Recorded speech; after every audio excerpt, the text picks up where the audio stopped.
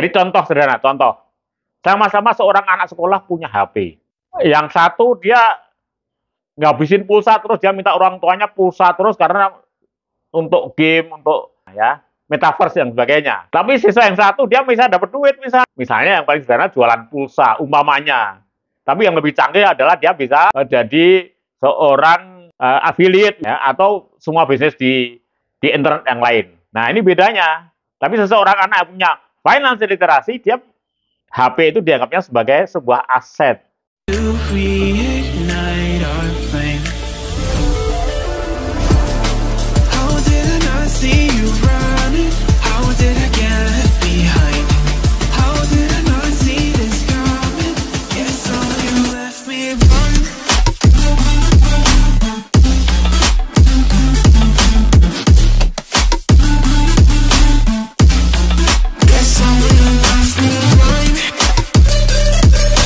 Assalamualaikum warahmatullahi wabarakatuh. Hai guys, ketemu lagi dengan saya, Trainer Ami Faisal. Jika kalian ingin tahu kurikulum video saya, atau ingin mendownload buku-buku bestseller saya di Gramedia, silahkan cari di bio saya di bawah ini. Di sana sudah tersedia semua link-linknya.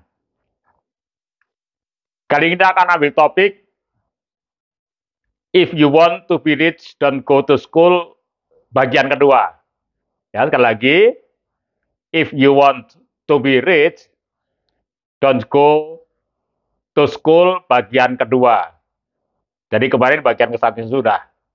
Tapi bagi kalian yang belum subscribe, tolong like dan subscribe dulu, supaya nanti kalau ada topik-topik yang lebih menarik, Anda akan dapat pemberitahuan dari saya.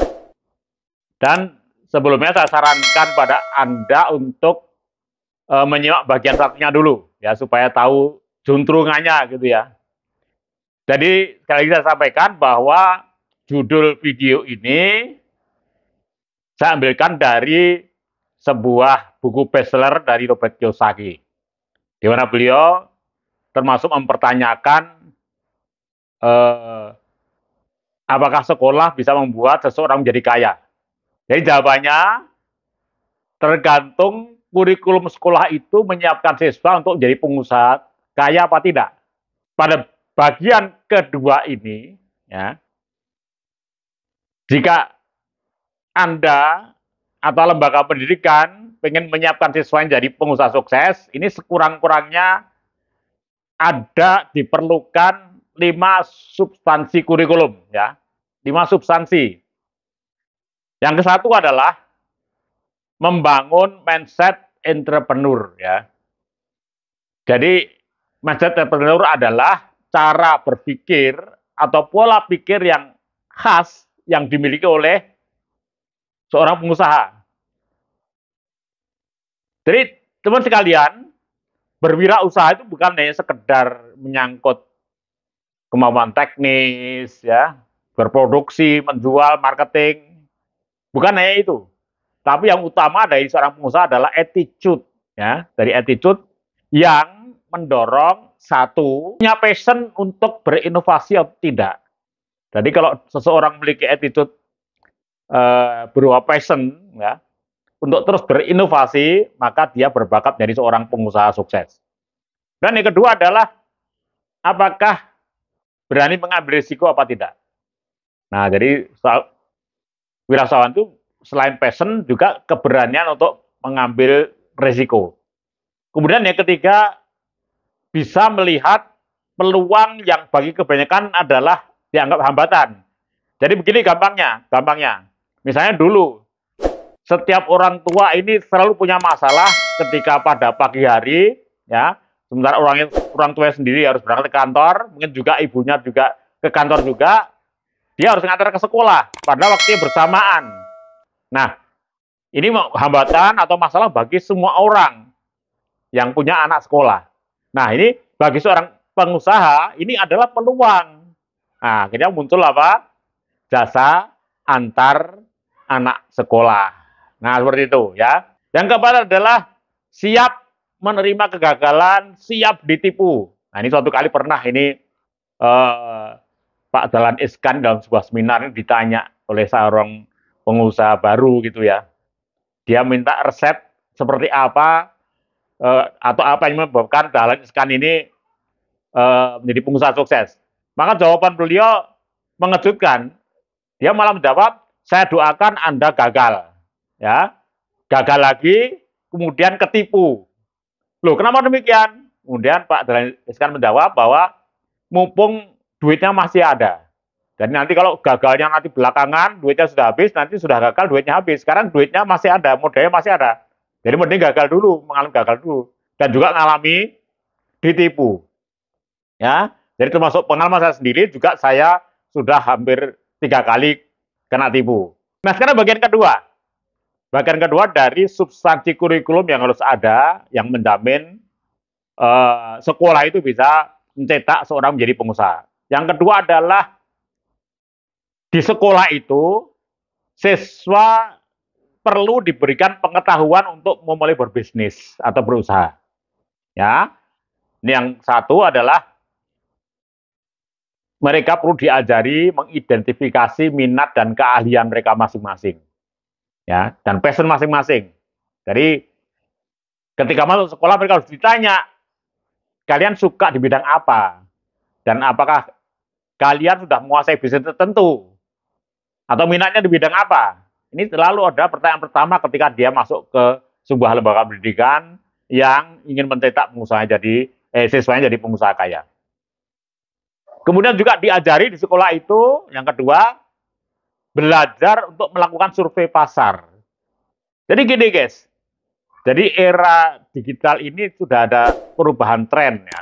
Kalau dulu sebelum ada marketplace, sebelum ada penjualan internet gitu ya, itu dulu produsen ini biasanya dia bisa monopoli gitu ya, karena dia yang bisa melayani, dia punya jalur distribusi dan sebagainya, sehingga dia enak aja dia produksi karena udah punya pangsa pasar, kemudian dia jual lewat distributor ya sampai kemana ke konsumen.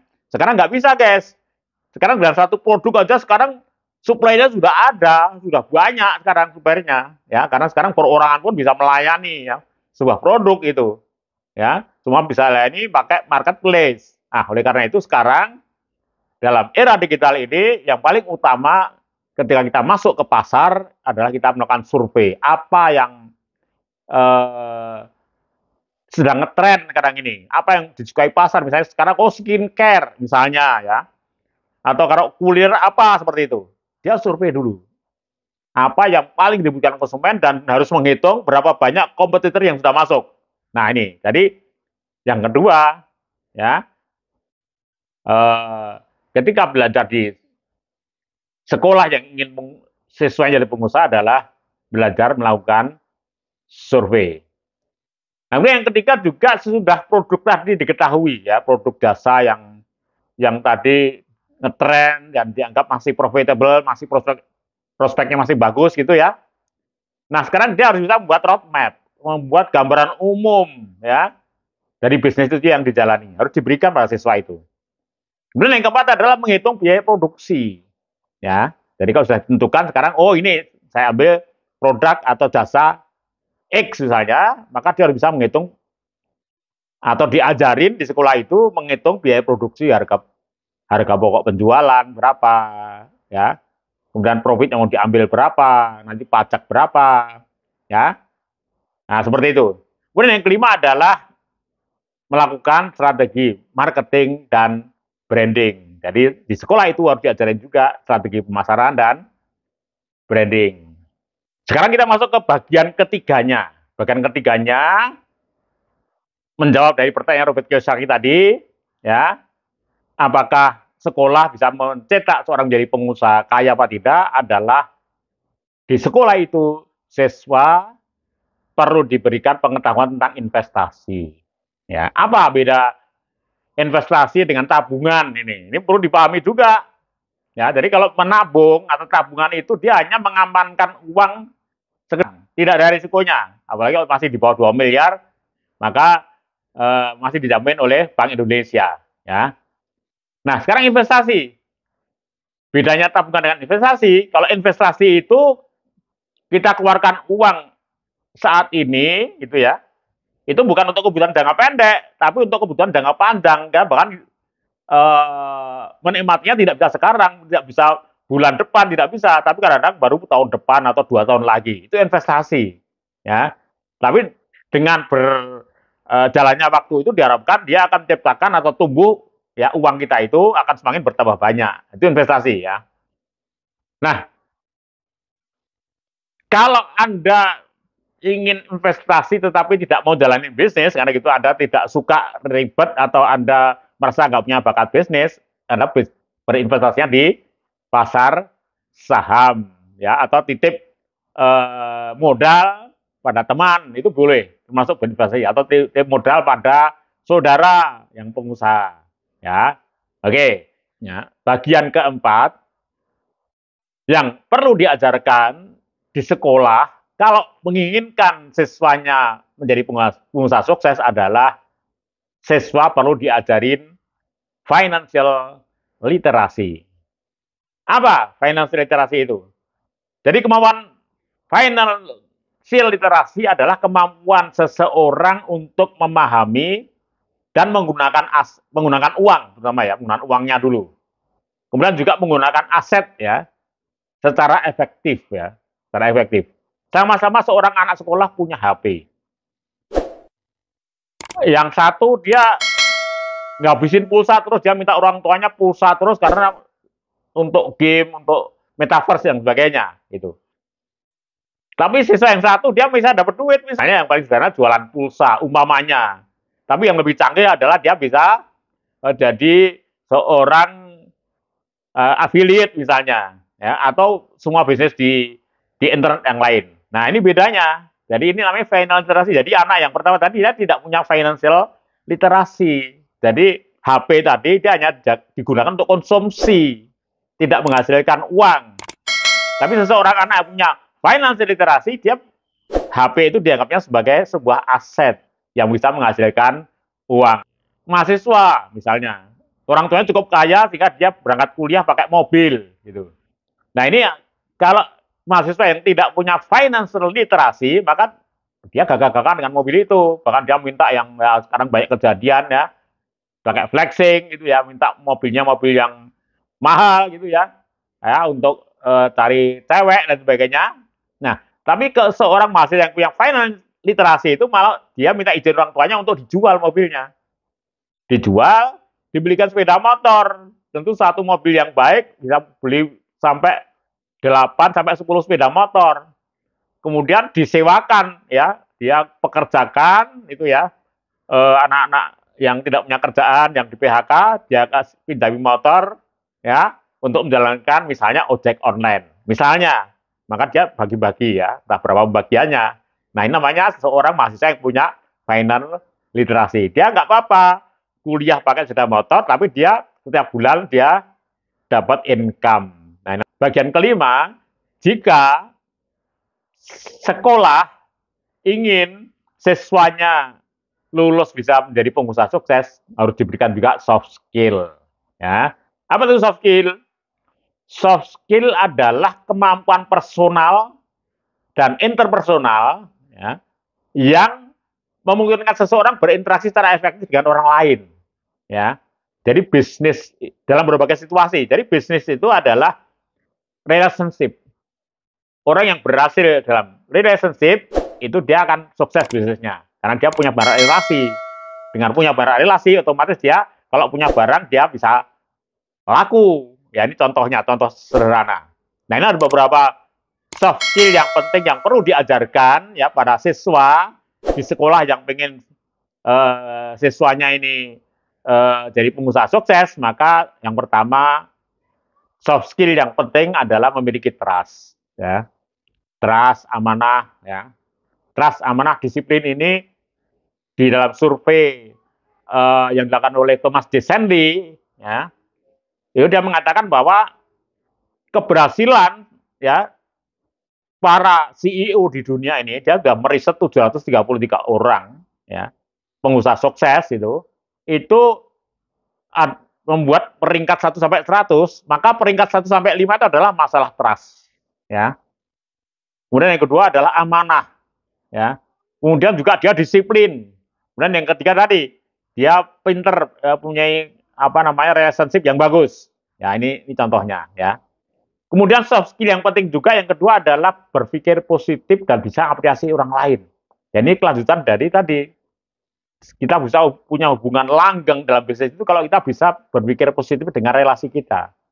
Nggak curiganan, tidak membuat masalah dengan tidak konflik dengan relasinya, ya. Kemudian dia bisa mengapresiasi siapa saja, ya. Nah, ini salah satu soft skill yang sangat penting. Kemudian yang ketiga adalah, ini penting juga kelanjutannya adalah dia mampu berkomunikasi dengan baik, baik komunikasi individual, ya, dengan relasi maupun komunikasi di dalam forum, ya, misalnya dalam presentasi bisnis seperti itu, ya. Nah, seperti itu. Kemudian yang keempat dia bisa bekerja sama, ya, dengan banyak orang. Ini tadi kaitannya pasti dengan yang 1 sampai dengan nomor 3 itu, ya. Kemudian bisa memimpin, ya, kemudian fleksibel dan sebagainya. Dan ini terakhir, guys. Ini ada sebuah survei, ya, yang dilakukan oleh intelijen, yang salah satunya adalah dimuat di majalah Forbes, gitu. Hasil dari riset itu menunjukkan bahwa 60% atau 6 dari 10 perusahaan di dunia ini dia mem-PHK karyawannya, ya. Karyawannya yang Gen Z. Apa sebabnya? Yang paling banyak adalah mereka dipecat karena dia tidak mempunyai soft skill yang saya sebutkan di atas tadi. Oke, guys, sekian. Terima kasih. Assalamualaikum warahmatullahi wabarakatuh.